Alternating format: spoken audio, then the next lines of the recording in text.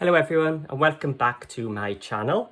So I'm here again with another cards tutorial, another nice quick one, perfect for those last minute things or batch making for Christmas. You may have already seen if you're a member of Paper Crafting with Paul on Facebook, which is my group, so please go and join, link below. Or maybe you saw it in the Knitwit Collection Neighbourhood Facebook group. I shared a fold out trifold, so a trifold fold out card. Now these have been around for a long time. That's all I've done here is just jiggle the measurements because I wanted to get it from one piece of cardstock and also fit into a 5x7 envelope. So for Christmas and things, I just buy a batch of 5x7 and just make my own card blanks then. So this was the watermelon one. And because it's getting quite close now to Christmas, I thought I'd have a go at one with Nutcracker. Now, Lisa Shaw, who does some amazing cards, this is her favourite kit, I think. So I'm finally using Lisa. You've inspired me to get it, and here we go. So I'm going to bring in my template. You can see it's just rough notes here. I don't think I ever make any tidy templates. You can see it's just 2 cuts and a few score lines. So we're going to start with a 7x11 piece of card. So let's put them away for now. So it's 11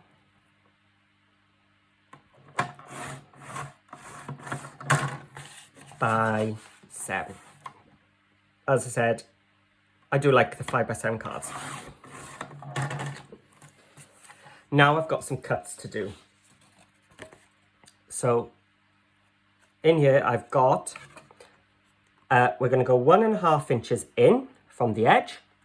We're going to start at 2.5 and end at 8.5.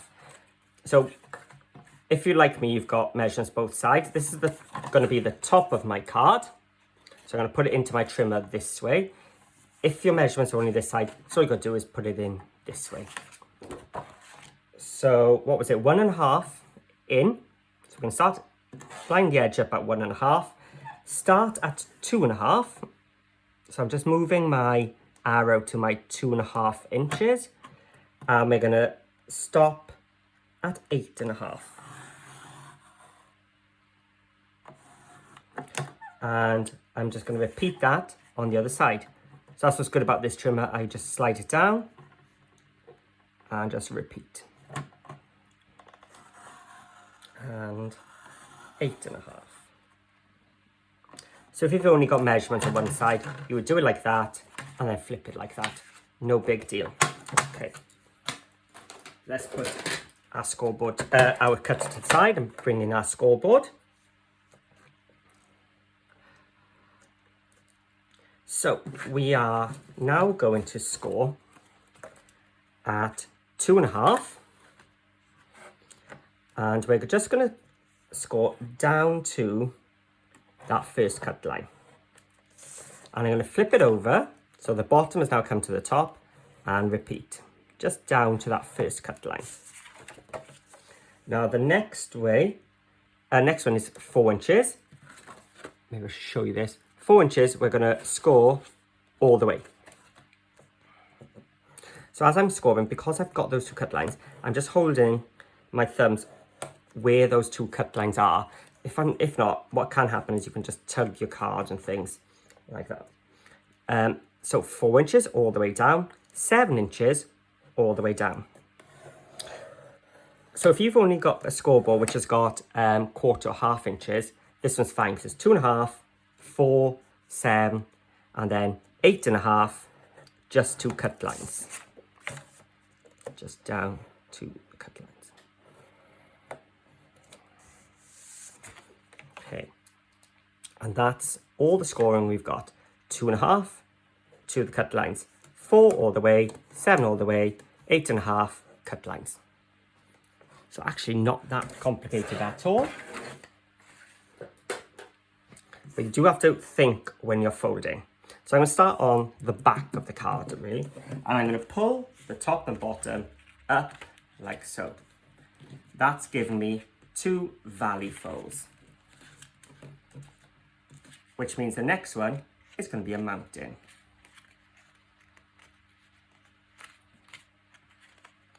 There you go.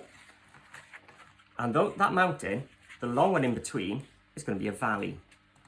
So I'm just going to fold it back. So I've just folded these 3 back and these 3 up. So now this time, we'll do the opposite. So we're going to fold the top and bottom down, but the middle, we're going to fold up into a mountain. And then this one, mountain and mountain. So when we bring it together then, just make sure they're down. It'll all come together like so.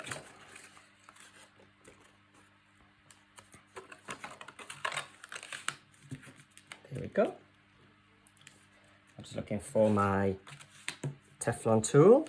I like using this on the black because it doesn't leave any marks. So have a look on the Cool Cats Crafts website for one of these. If you're working in black, it's a must-have.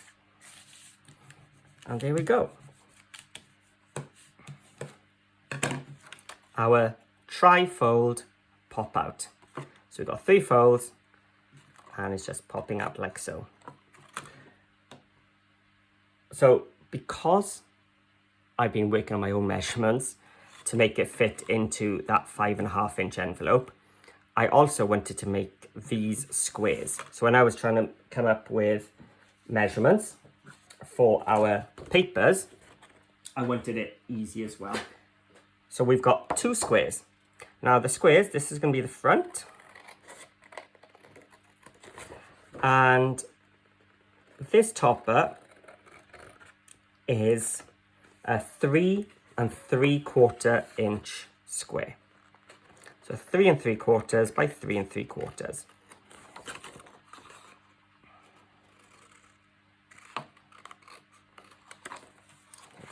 So if you're not using digital kits, you're just going to cut your paper to that and then mat and layer on top. That's fine. As long as the base one is 3 3/4 by 3 3/4.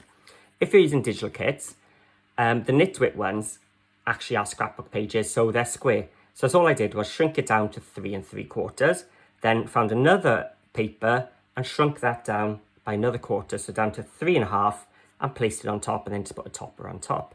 So it's actually not that complicated. And that way, you are saving paper, saving ink, and also getting a double border. So you're getting that depth without doing much extra work, really.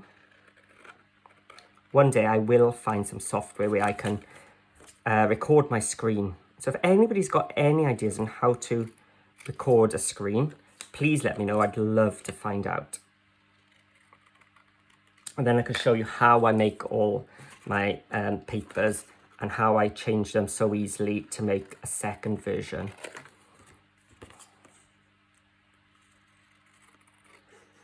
Now these are for the tops and bottoms.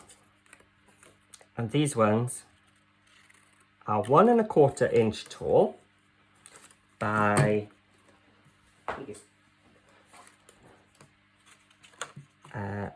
yes, 2.5 across. So these are 2 1/4 across or wide. And I put them all together so I can hopefully cut them a bit quicker. And I'm not worried about being too careful here. Normally I take a little bit more time when it's just me, but because I'm being filmed, I'm being quite quick here. Now this is going to be our central panel, and this one is 3 3/4 tall. I'm right. Yeah, 3 3/4 by 2 3/4. That's the one that just goes in the middle there. Then we got some longer bits here. So these, again, 1 1/4 tall. So anything above the cut lines and below the score lines are going to be 1 1/4 because the cut lines are 1.5 inches in. So it's 1.25 by 2 3/4.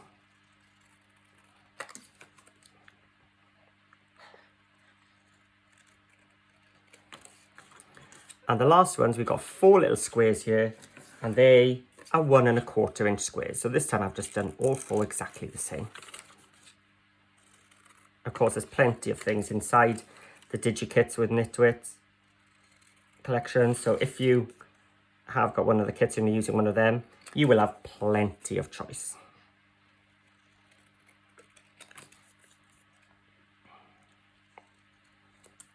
And that's it. So again, as I said, if you're using your scrapbook papers, you're just going to cut the bases and then decorate from there. So just because I'm using digital kits doesn't mean you can't make this if you're using more traditional papers kits. Okay, so we've got our front panel.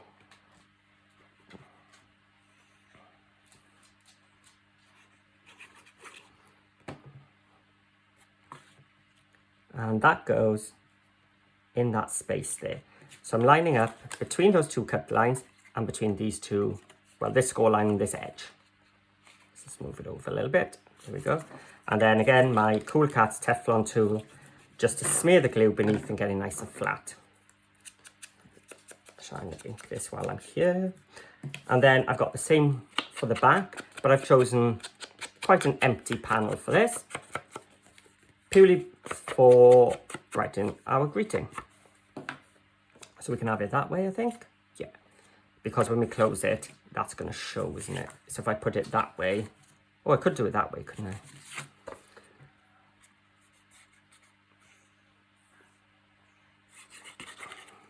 There we go.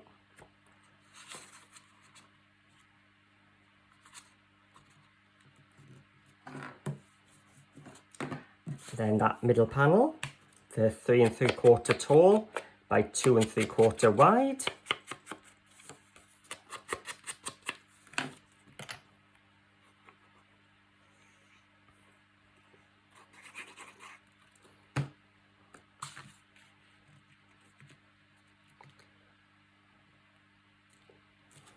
There we go. And then the shorter ones, I think I'm going to put the top one there and the drums along the bottom.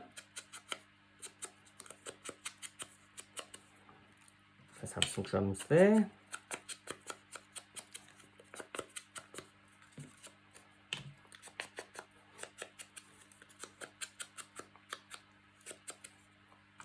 And plain ones at the top.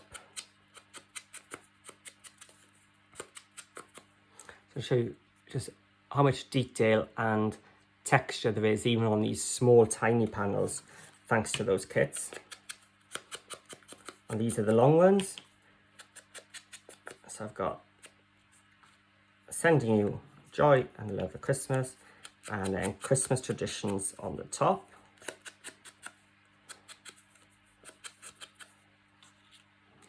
And then our 4 little squares. Oh, I seem to only have 3. I'm hoping the 4th one is underneath the card. Ah, there we are.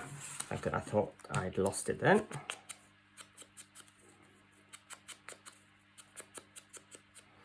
There we go. Make sure I put the lid on the glue. So now we've got all our little bits ready to go. Let's start at the corners, is it? So if you remember, all these bits now are 1 1/4 inches. So if you're using your scrapbook papers or your plain paper and then matting on top, if you're using the digitals, you're just cutting strips of 1 1/4 inches and then cutting them down. I think I'll have to make one day just to show. And I've blobbed the glue. Lucky I'm using my Cosmic Shimmer Dries Clear. And the bottom. So I'm just lining these up, top and bottom, and between the 2 score lines. Let's get some drums.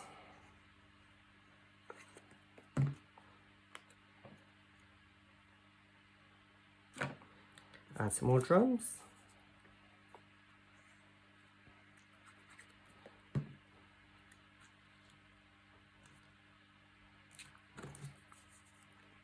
And then those little 1 1/4 inch squares.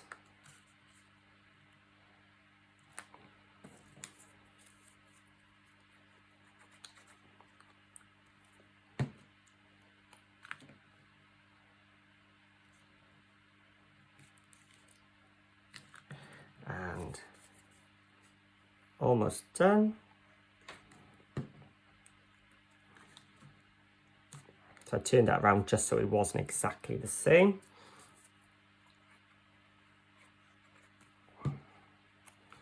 Let's have a look. It's looking good. And the last one. So there we go, our tri-fold pop out. A nice, again, quite simple, really, base to make. It comes together quite quick, but also quite interesting when put up on display. Folds up into a 5x7. So there's the Nutcracker and my watermelon one. So as always, thank you for watching. And if you haven't done so already, please hit that subscribe button. It really does mean a lot to me. And if you haven't joined already, in the description below this video, you'll find a link to my Facebook group.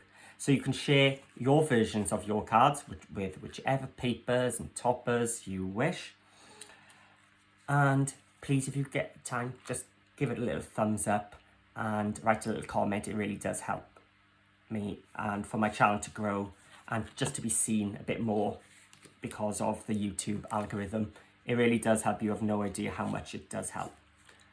So thanks for watching, and I look forward to seeing your versions.